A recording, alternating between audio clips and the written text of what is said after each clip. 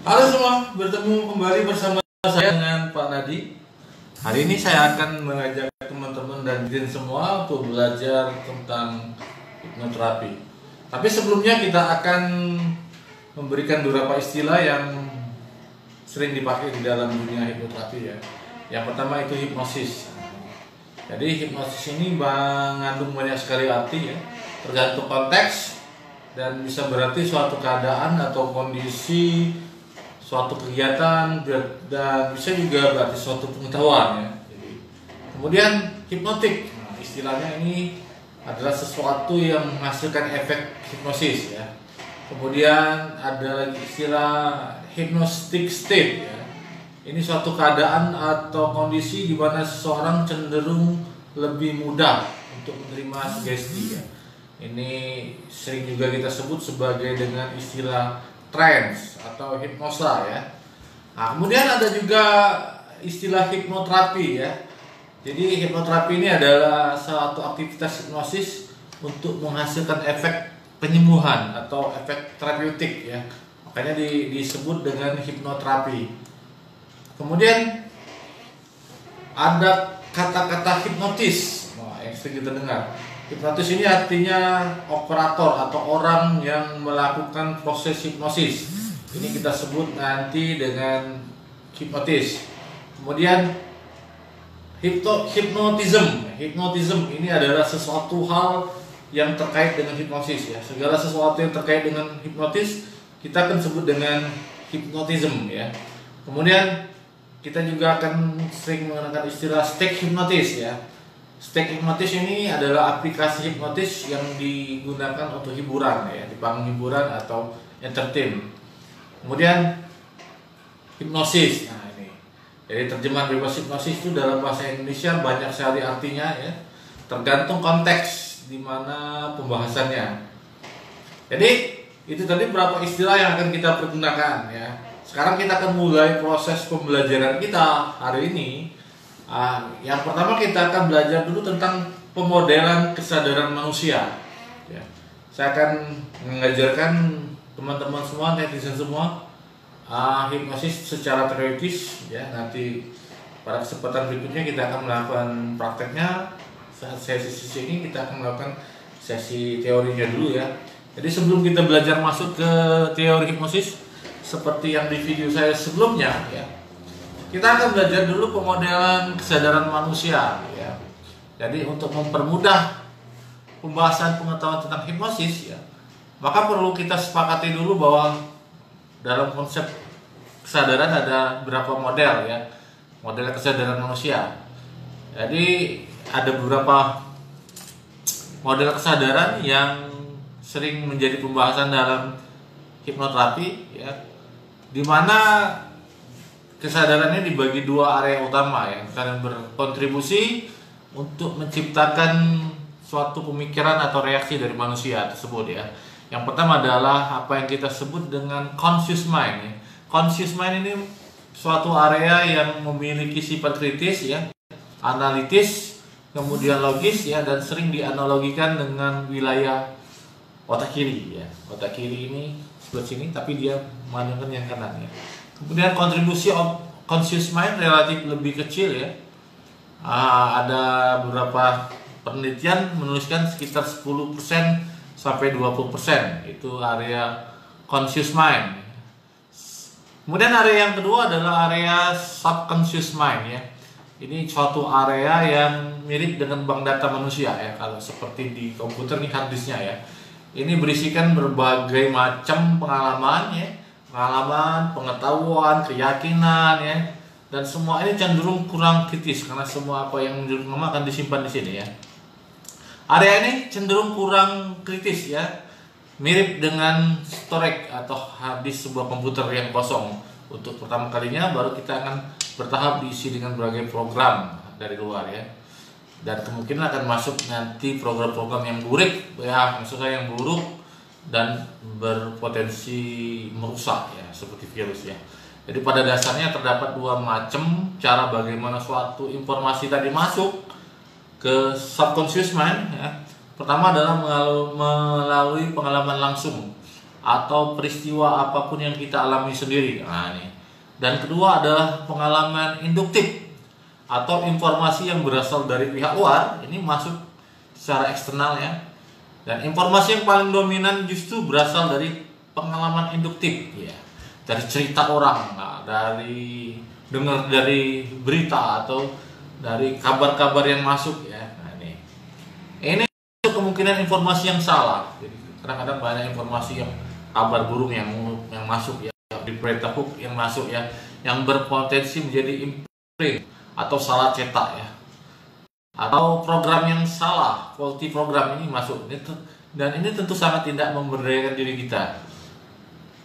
Ini banyak terjadi fenomena ini di kisaran umur anak-anak di bawah 8 tahun ya, masuk informasi yang nggak benar. Ada hantu lah segala macam, jangan keluar maghrib ya, nanti ketemu genderuwo, diculik setan ya, dan macam-macam.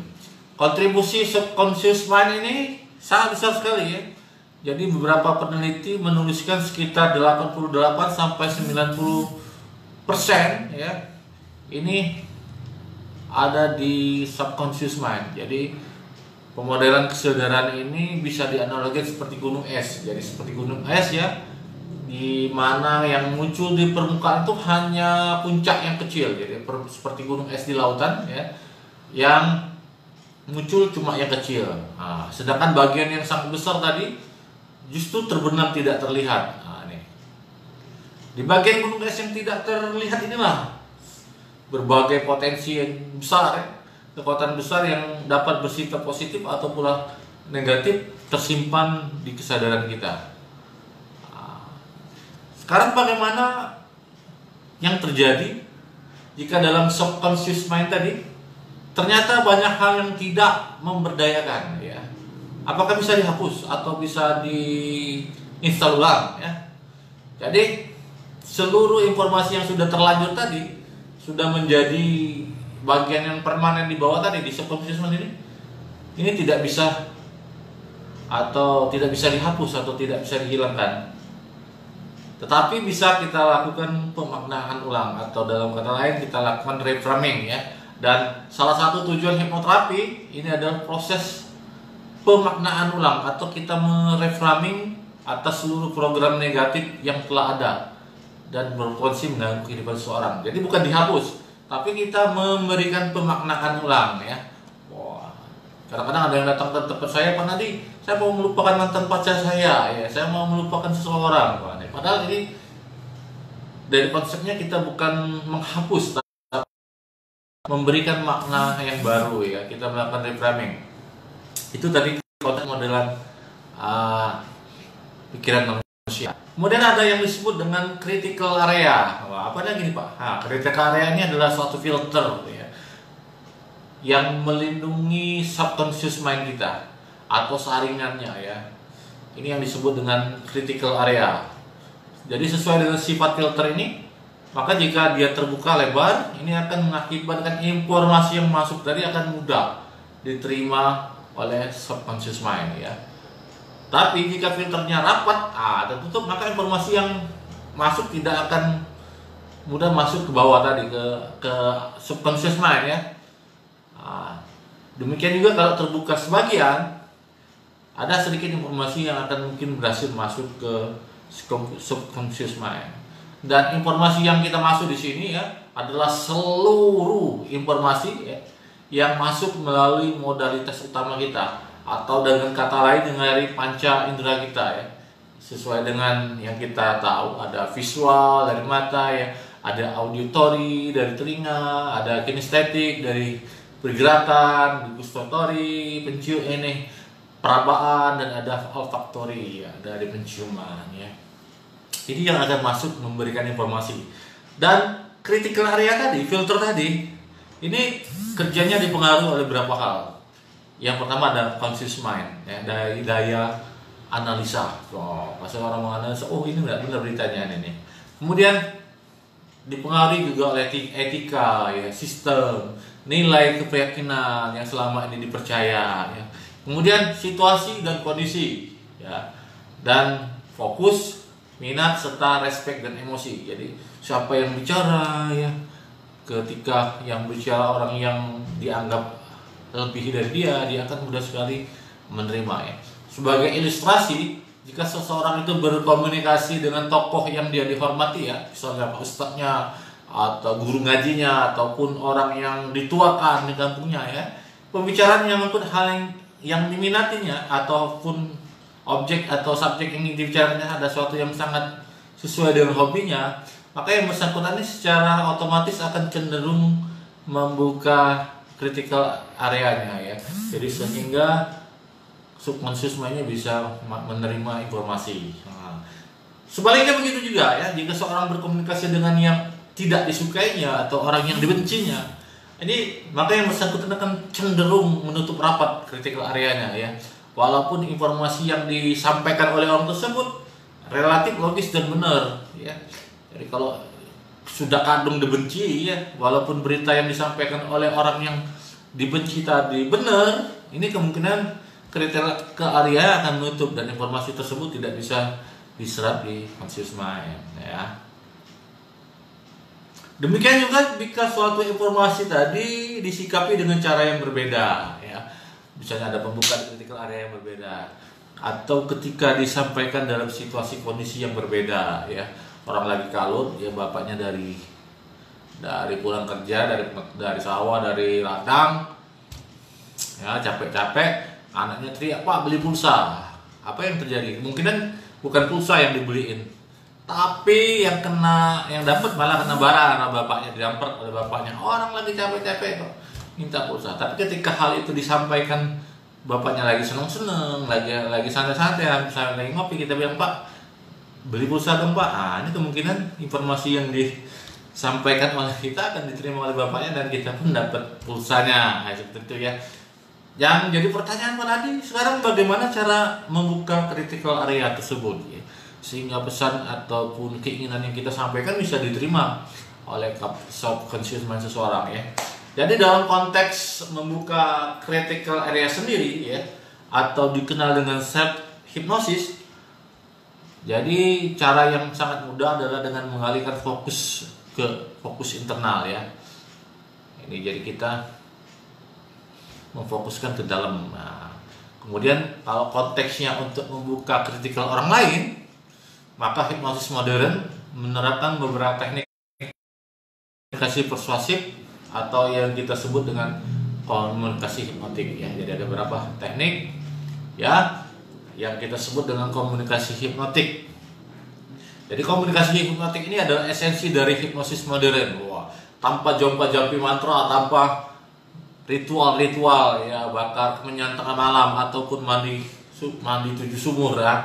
Jadi komunikasi hipnotik dari hipnosis modern ini tidak hanya dipandang sekedar mengekspresikan rangkaian kalimat atau sugestif yang kita berikan, tetapi melainkan melibatkan berbagai seluruh unsur yang holistik. Jadi semua yang akan mengakibatkan efek-efek hipnotik ya. Apa yang kita gunakan antara lain struktur bahasa atau gaya bahasa. Wah, jadi kalau gaya bahasa kita ngomongnya marah-marah atau intonasinya tinggi, tentu ini akan mempengaruhi pola hipnotiknya ya. Kemudian intonasi dan bahasa tubuh. Wah, bahasa tubuh ini sebagai marking ya, tanda alarmnya. Jadi bagaimana bahasa tubuh kita mengikuti bahasa verbal kita ya, intonasi. Kalau kita bilang silakan, tapi kalau silakan, tapi gaya bahasa tubuhnya tidak mempersilahkan. Nah, jadi kita harus sesuaikan bahasa tubuh kita dengan intonasi. Kemudian appearance ya, penampilan. Wah, perform kita bagaimana kita bisa membuat seseorang itu impression, terkesan. Kesan pertama begitu menggoda, selanjutnya terserah. Iklan dari suatu parfum ya, dan beberapa hal lain yang juga bisa mempengaruhi modalitas ya. Jadi mulai dari visual, dari auditory, dari kinestetik ya, dari gerakan sampai dengan dari otak. Wah, kita mau menghipnotis orang tapi bau badan kita berket ya, bau ketek ya. Orang mencium terganggu. Optalamusnya saraf itu terganggu, modalitis dari penciuman terganggu. Bagaimana pesan yang akan kita sampaikan bisa masuk ya. Kemudian gaya bahasa dalam hipnotis ini secara garis besar itu bisa kita kelompokkan menjadi dua ya. Jadi ada dua gaya bahasa yang di dalam pola hipnotik. Yang pertama adalah gaya bahasa otoritarian atau yang berkuasa ya, otoriter. Nah, gaya bahasa yang bersifat perintah.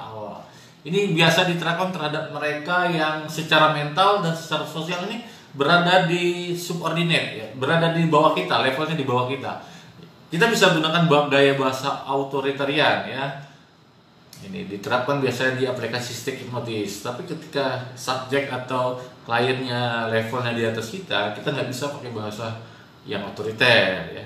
Kemudian pola atau gaya bahasa yang kedua adalah permisif dan kooperatif ya.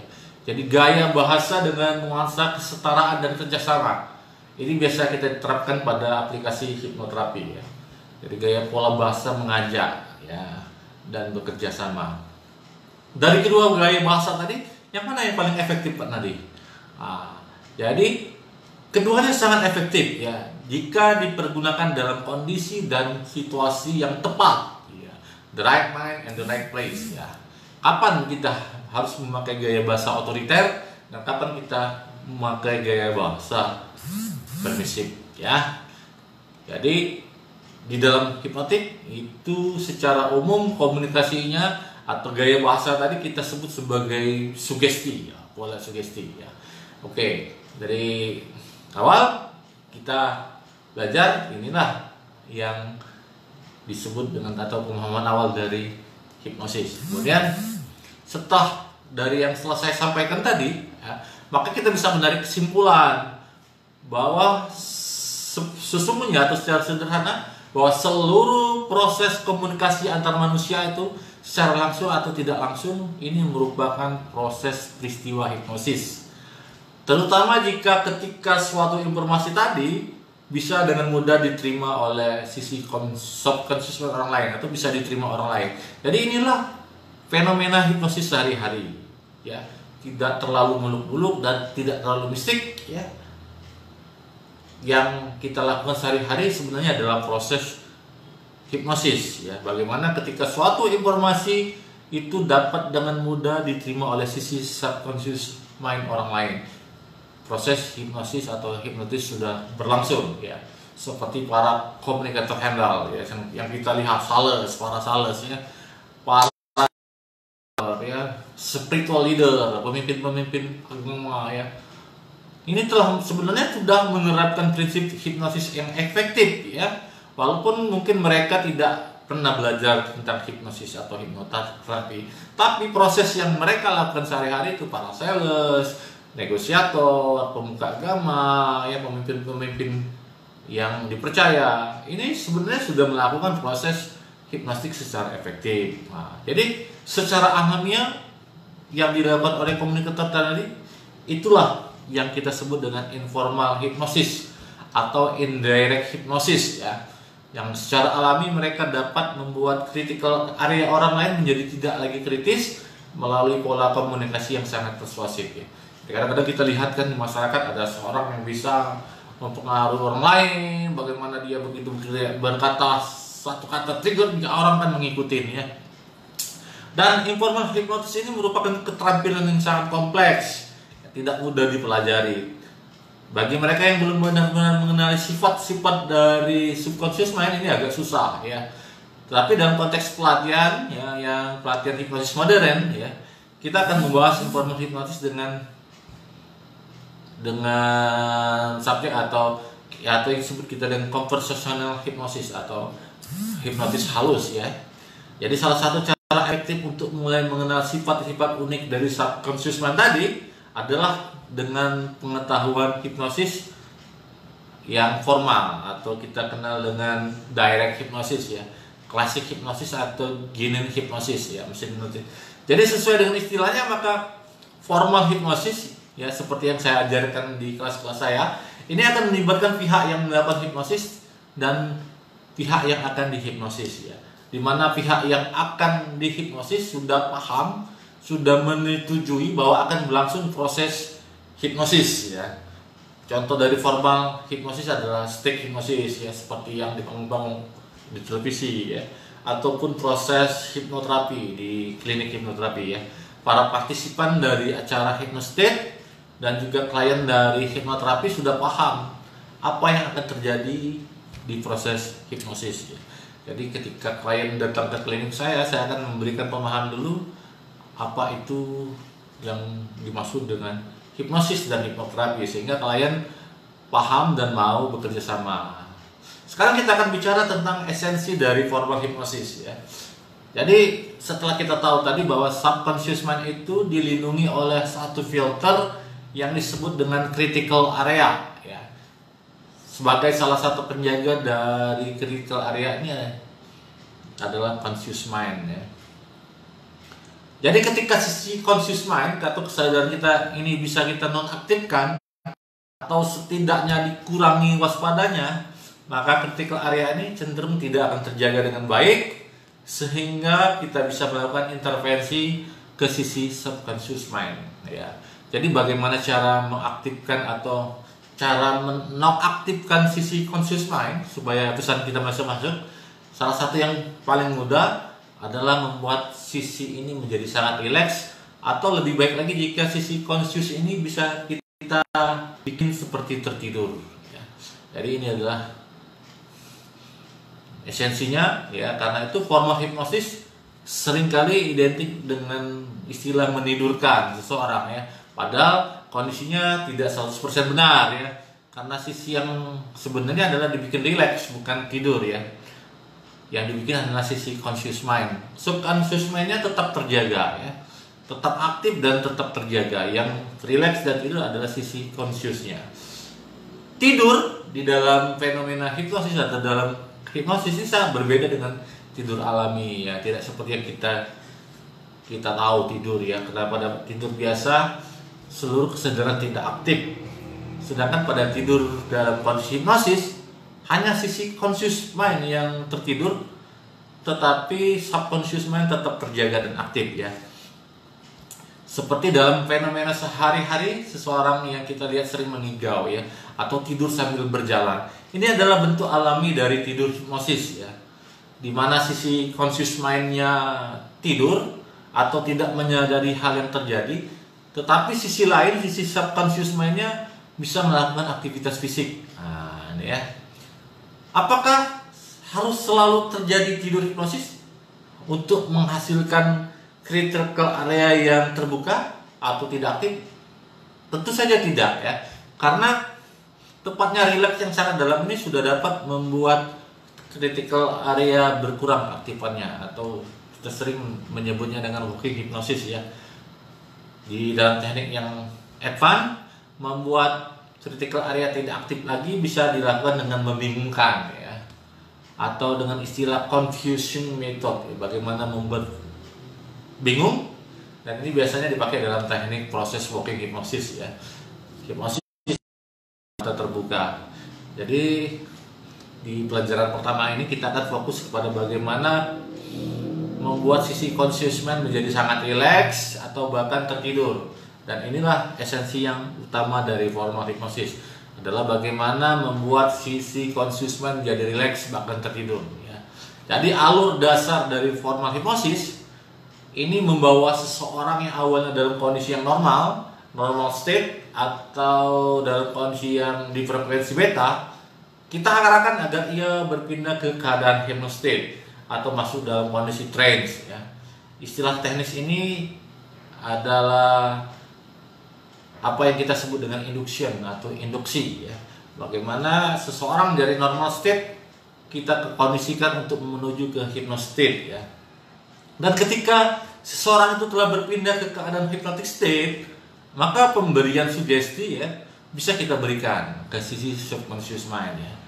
Nah, sugestinya bisa bervariasi ya, mulai yang sugesti sederhana ya, atau yang sugesti yang masuk akal, sampai dengan sugesti yang sangat kompleks dan cenderung yang tidak masuk akal ya. Dan untuk setiap jenis sugesti ini membutuhkan kualitas keadaan hipnotistik yang berbeda-beda, atau deepening atau deep level testnya ya. tingkat kedalaman yang berbeda-beda. Jadi untuk menggambarkan kualitas dari hypnotic state, ini yang disebut dengan istilah depth trance level ya. Jadi tingkat kedalaman trance. Jadi secara sederhana terdapat 3 kedalaman trance ya. Yang pertama itu light trance ya, kemudian medium trance dan deep trance ya, atau somnambulist ya. Jadi jika dikaitkan dengan aktivitas critical area, maka semakin dalam trance maka semakin terbuka critical area, atau dengan kata lain subconscious mind semakin tidak kritis ya, sehingga dalam menerima sugesti-sugesti yang mungkin dalam keadaan yang normal dianggap tidak masuk akal, ini bisa masuk ke dalam subconscious mind. Dan istilah teknis untuk memperdalam kondisi ini yang kita sebut dengan istilah deepening atau pendalaman ya. Jadi setelah dilakukan deepening, maka hipnotis harus mampu memperoleh informasi seberapa dalam trance yang telah dicapai oleh klien atau subjek ya. Dan teknik informasi ini itu yang kita kenal dengan depth level test ya, supaya kita tahu seberapa dalam sudah masuk kondisi ini ya. Dan depth level test ini bisa dilakukan dengan melalui berbagai macam cara ya. Bisa mulai kita konfirmasi secara langsung dengan sinyal trance-nya ya, tanda-tanda trance-nya secara fisik, atau dengan membandingkan dengan standar skala kedalaman depth scale ya, dimana di dalam suatu penelitian di universitas ya ada yang namanya David Husband Scale ya, itu ada sampai level 30 kedalaman ya. Jadi ketika kedalaman trance yang diharapkan telah dicapai, maka sang hipnotis mulai dapat memberikan sugesti ke subconscious mind tersebut ya. Sugestinya bisa bervariasi mulai dari yang sederhana atau direct suggestion, atau rangkaian sugesti terapeutik, atau keperluan untuk hiburan ya. Jadi setelah proses sugesti dilakukan secara lengkap, maka dilakukan proses pengakhiran atau yang kita sebut dengan termination atau terminasi, atau ada yang menyebutnya emerging ya. Ini yaitu mengembalikan seseorang secara bertahap untuk kembali ke normal state. Jadi proses secara formal adalah pertama adalah normal state ya, kemudian kita lakukan induction, setelah induction kita lakukan deepening, setelah lakukan deepening kita akan melakukan sugesti, nah setelah melakukan sugesti kita akan mengakhiri dengan termination atau emerging dan kembali membawa ke kondisi normal state. Ini flow chartnya dari hipnosis secara mendasar ya. Jadi pada dasarnya semua peristiwa hipnotis tadi adalah peristiwa self hipnosis ya.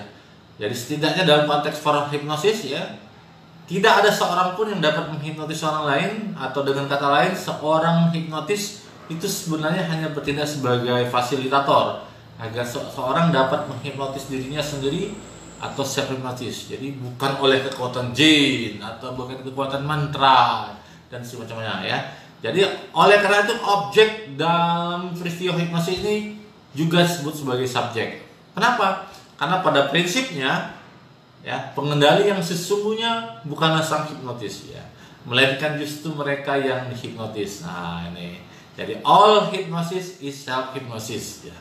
Jadi hal ini bisa kita lihat manakala terjadi sesuatu yang dianggap berbahaya oleh subjek, maka subjek dapat mengakhiri keadaan hipnosa atau hypnotic state-nya secara otomatis ya, tanpa perlu menunggu sugesti terminasi. Nah, ini. Di dalam konteks hipnoterapi, subjek ini kita menyebutnya sebagai klien. Kemudian jadi pertanyaan, apakah setiap orang bisa dihipnotis? Oh, ini. Jawabannya tidak selalu ya. Setidaknya dalam konteks formal hipnosis, persyaratan utama agar seorang itu bisa dihipnotis itu ada 3. Yang pertama adalah bersedia secara sukarela atau tidak menolak. Kedua, memahami komunikasi. Nah, dan ketiga, memiliki kemampuan untuk fokus. Nah, ya. Jadi, apabila setiap orang itu telah memiliki 3 syaratnya, apakah secara otomatis akan mudah hipnotis? Tentu saja tidak lagi ya. Tidak ada kaitan antara terpunya syarat di atas dengan mudah atau sulitnya seseorang itu untuk dipandu memandu keadaan hipnotis. Nah, jadi dalam konteks hipnoterapi, jika hipnoterapis menemui klien yang telah memenuhi 3 syarat tadi, akan tetapi sulit untuk kita pandu untuk memasuki kondisi hipnosa, bukan berarti tidak bisa ya, sulit ya. Ini ada beberapa kemungkinan ya. Jadi kita akan membutuhkan waktu yang lebih lama ya. Kemudian perlu didukung oleh kondisi yang kondusif, situasi yang kondusif. Kemudian kita akan menggunakan teknik yang lebih kompleks. Nah, ini ya. Jadi demikian yang saya sampaikan untuk saat ini, dan kita akan ketemu kembali di video-video pembelajaran selanjutnya, dan sampai jumpa. Salam Hipnoterapi Indonesia.